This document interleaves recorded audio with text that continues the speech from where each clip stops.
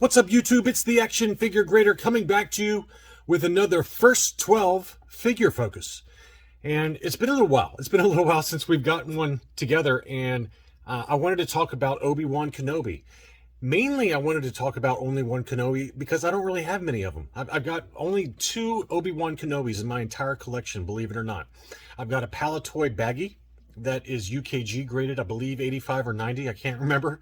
And then I have a first generation kind of static Polish bootleg Obi-Wan Kenobi that is kind of like a lighter green color.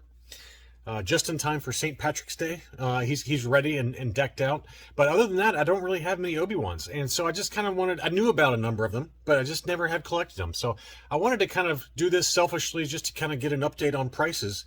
And let's start first with taking a look at some of the different COOs on the back of the leg. For those of you who are new to the stupid jargon that we collectors like to talk about, COO just means country of origin, and that means where the figure was manufactured.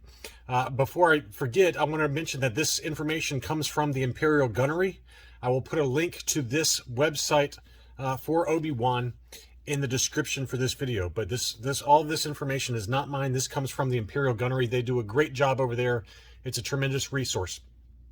And this comes from the Lily Letty section of their guide. So there was a Lily Letty Mexican-made Obi-Wan. And so this is what he looks like. And it's nice because it shows some of the different COOs for Obi-Wan Kenobi. Number 7 is the Lily Letty right here. And you'll see it's very unique. It's very distinct versus some of these others. And most of these are Hong Kongs. You also have a couple of no COOs. The Palatoy factory made these figures as well, I assume, since it's no COO. Potentially a Meccano figures out there, I'm not sure. But the Mexican Lily Letty factory made this one, and you can see it's got a no COO, but it's a very, very tight CMFGI 1977 with the copyright stamp. It's all very, very tightly wound, versus the other standard no COO, which got a little bit more of a space between the copyright and the G in the GMFGI. So that's that. The other important note is that the Lily Letty figure and the Spanish PBP figure, they're exactly the same. It's exactly the same figure.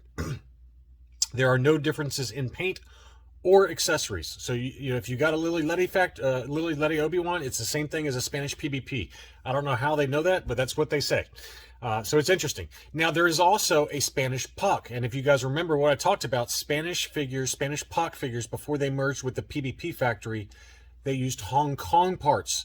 But they imported those Hong Kong parts, and then they assembled them in the Spanish POC factory. And it looks very similar to this COO right here. So it's probably one of the earlier Hong Kong figures. But if you look at from the Spanish guide, there's a Hong Kong COO Pale Hands Ben Kenobi. And so here's an example on that POC card. He's known to have pale hands. Here is an example of what the date stamp looked like. I probably should have got a more detailed stamp on it for you, but they're known to have kind of weird meld marks from the assembly process, lots of kind of factory defects, really poor paint, and then the hands are very pale. You can see how pale the hands are there. But as you can see on that Spanish POC figure, it's got a very distinct Hong Kong COO that most closely approximates the number 1 example of the Hong Kong COO from the Imperial Gunnery website. Probably more information that you wanted to know, but I wanted to point out the Lily Letty, the PBP, and the POC because I don't have price information that's current for those 3 figures. Lily Letty figures usually, you know, in high grade, you're probably talking 300 to 400. It would be a rough guess for Kenobi. You can certainly find it for less depending on the paint damage, things like that. But that gives you a rough idea of what the Spanish figures look like. The other key difference is that the cape is a little bit shorter on these figures. On the Spanish POC figures, you can see how much shorter it is than the standard Hong Kong figure. So the cape is shorter. And the feet also are known to have a bigger sole. You can see here on the right hand foot, it's a bigger sole, and it's uneven. It's not quite, it doesn't match the other side. So it's got a much larger foot there. That's very notable. And there's some other distinct differences, like the sabers, a thicker saber, things like that. Very similar to the Lily Letty figure. So the Imperial Gunnery website does a nice job of showing you a standard Hong Kong versus the Lily Letty here, and you can see how thick that saber tip is. It's a thicker tip saber, and the cape is a lot shorter. And you can see how thick the soles are right here on this one versus the Hong Kong figure. And here's a picture of the back of the cape. The cape on the Lily Letty figure is also kind of a lighter color. And let's see if we can find that information. Here it is right here. The Letty cape, it differs from the Kenner cape in that it's a lighter brown color. You can see how much lighter it is. It's also smaller, also a lot smaller than the Kenner cape. So anyway, those are some variations. Now let's just talk about regular Hong Kong figures, kind of loose. A loose example in near mint condition. This is one that's sold on eBay. It'll set you back about 50 to 60 bucks. That's a good round number. This looks like the light gray hair version. Looks to be in pretty close to near mint shape. You know, some light hand wear there. Usually on Kenobis that are ungraded, you really got to look at the hands. And you can see right here, this is where you see most of it's either factory defect where they didn't paint it right, or it's just worn off over time. But just make sure to pay close attention to the hands. Make sure that the saber tip is in good condition. And you know, the cape doesn't have any rips, things like that. But 50 to 60 bucks should get you a pretty decent Ben Kenobi. And there are some hair color variations that we're going to go over here in a second. I didn't find much in the way of accessory sales, but I did find this one, an original non-reproduction Obi-Wan Kenobi cape. This is just a standard Hong Kong version. As I mentioned, the Lily Letty and the Spanish capes are smaller, and they have a rounded edge instead of a sharp edges at the bottom. And a much smaller, but anyway, $25 buys you a cape. So you're probably going to end up paying, you know, if you had a figure versus a cape and the saber, the cape and the saber will set you back more than probably a complete figure will. And then I couldn't talk about Obi-Wan Kenobi without mentioning the double telescoping version.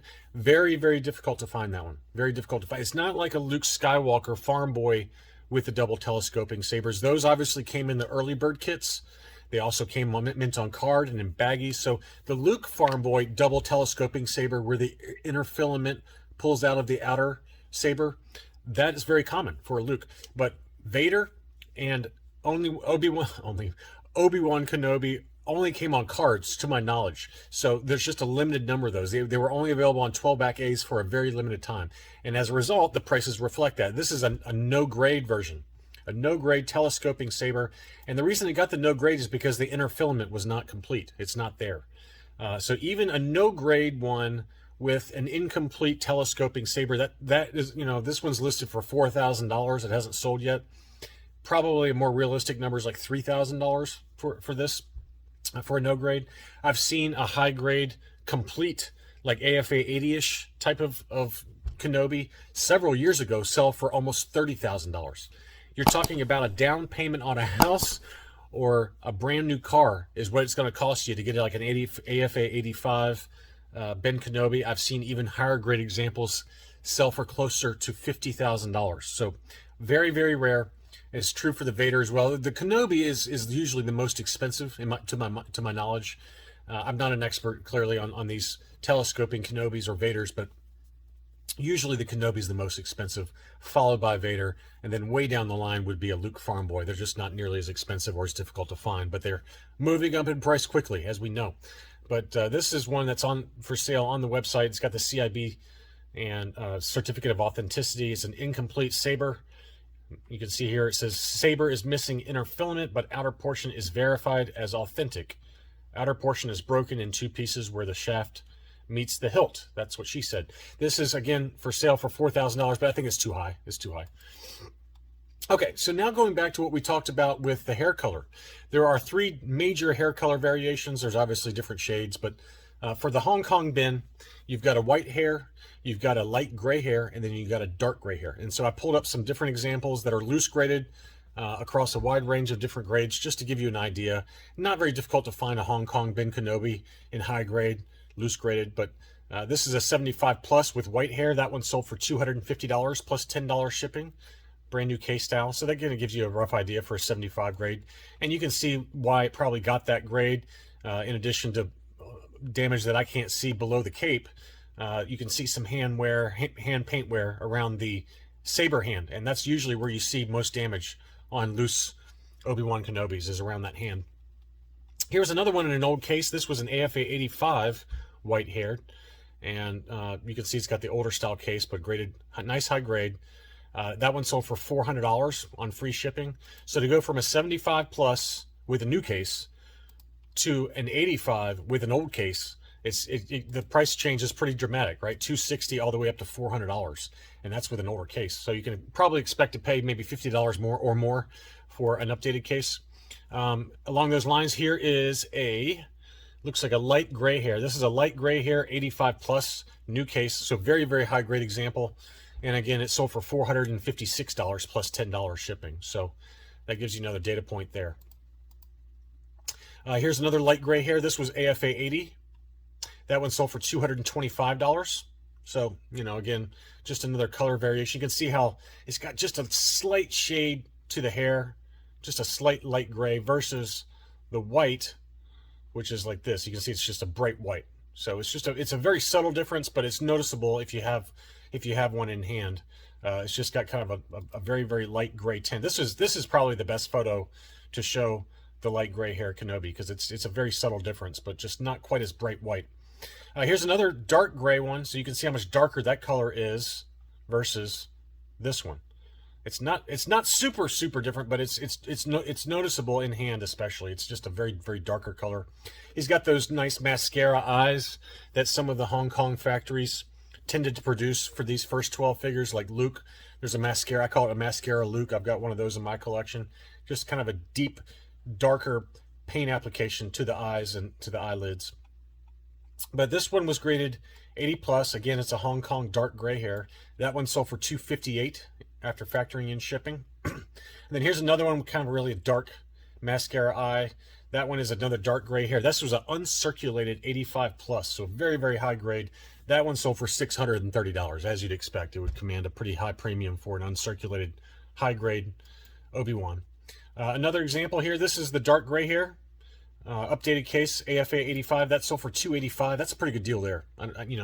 You can probably, for an 85 grade, whatever the hair color is that you're looking for, you're probably talking $250 to $300. That's a pretty safe number. It might go higher depending on how the market looks. But in terms of some mint on cards, obviously there's a huge array, huge price range depending on condition and grade, and whether it's a 12 back all the way to a Power of the Force figure. So Kenobi was produced not only on 12 backs and 20 and 21 backs, but all the way through the Empire Strikes Back, Return of the Jedi card backs. You also have them found on Palatoy Tri logos and on the Power of the Force line. So you've got a wide range of different mint on card Obi-Wans to choose from. And I tried to give you just a general snapshot here of some examples that have sold recently. This was a 12 back A, only at AFA 50. So that one sold on January 6th for $516. Pretty good price for a 12 back, and it's a 12 back A. SKU on the figure stand, archival case. I mean, I know it's only a 50, but man, that's a pretty nice item for one of the earliest Obi-Wans that are out there. Obviously, this is the non-telescoping saber version, but 33 bids took that home. And then on the other end of the spectrum, this is a 12 back B, graded 80, archival case. 80, 80, 85 were the subgrades. So a very, very high grade example of Obi-Wan. No price sticker, but it was punched. That one sold for $3,870. And, we obviously saw at Hakes, there's been a number of different early 12 backs and 20 backs that sold. And I believe we might have covered an Obi-Wan. I can't remember now off the top of my head, but just want to give you an idea on some early card backs for Obi-Wan on the low end as well as the high end. So, $500 all the way up to $4,000. So just depends on the condition. Here's one that's ungraded. This one was 20 back A. It looked to be in pretty good shape. This sold for 600 pounds. Nice clear blister. It looks like it might have had a crack in that bottom corner right there. Yeah, it had a crack in the corner there. So, but still a very, very nice item, and the price reflected the crack, I'm sure. And then again, on ESB back, he was fairly common on Empire Strikes Back cards, surprisingly, even though he didn't really have much of a role in the Empire Strikes Back other than a brief appearance, I believe, on Hoth when Luke had been attacked by the Wampa. But, just a beautiful Obi-Wan, and this one was a clear blister, it looked like. That one sold for $499 on one bid, so pretty good deal there on an Obi-Wan. I'm assuming that's probably like a 41 back. It seems like he's always on the 41 backs. No, this one looks like a 32 back. 31 or 32 back. So that's a pretty good deal. Oh yeah, it says in the title. If I had been looking, it says in the title 31 back. That's a pretty good deal. $500 for that one, I think, is a good price. Here was a 41 back. This is the dark gray hair. That one was listed for $399. Best offer accepted. So, you know, it had a yellowing blister, so that, and a price sticker, and it was punched, and it had a little bit of wear, very, very minor wear around the hang tab. But, you know, again, for an Empire Strikes Back Obi-Wan, that's not a terrible price to pay for that. And as I mentioned, he was also available on Return of the Jedi card backs, both Palatoy as well as U.S. Kenner cards. This is a 65 back A, archival case, 75 grade, clear blister as well. And it's not super common, but it's also not one of the more difficult ones to find on the Return of the Jedi card with a clear blister. You'll see those crop up fairly regularly. But anyway, that was a 75 grade. That sold for $374 on 22 bids on March 1st. That's a pretty good price. And then on the other end, this was a yellowed 77 back A, AFA 80 yellowed. That one sold for $600. So to me, I'd almost rather have the 75 clear blister for $374 versus the slightly higher grade but yellowed blister for $600. That's just my personal opinion on it, but they're both very nice items. I'm not trying to disparage either one of them. And then, as I mentioned, he was also available on a Palatoy. I didn't find any tri-logo. He was also available on the Power of the Force. He has been on some tri-logo Palatoys that I've seen recently. I don't remember the sales prices. I couldn't find them on eBay, but he is out there, and it's not a terribly difficult one to find.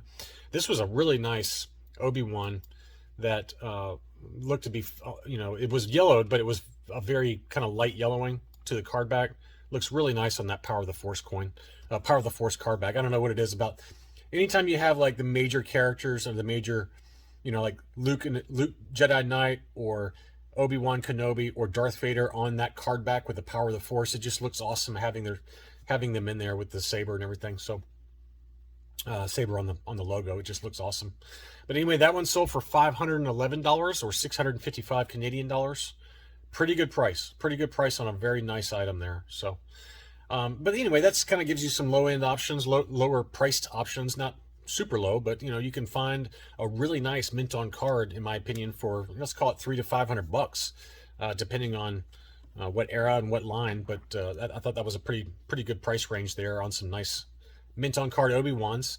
And I hope you found this information useful. You know, I didn't cover a lot of the prices for some of these foreign variants, but there's a lot of good resources out there for some of these difficult to find or difficult to identify foreign variants. And Obi-Wan's one of the tougher ones to identify sometimes when you're kind of unclear on it, like I am.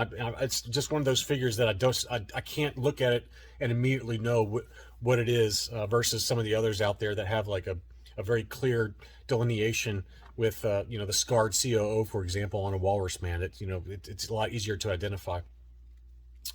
Anyway, I hope you found this information helpful. It's just a kind of another figure focus guide, and I've got several of them on the channel. Be sure to take a look at those if you like taking a look at some of the different information and prices for these first 12 Star Wars figures. Thanks again, and I'll be back soon.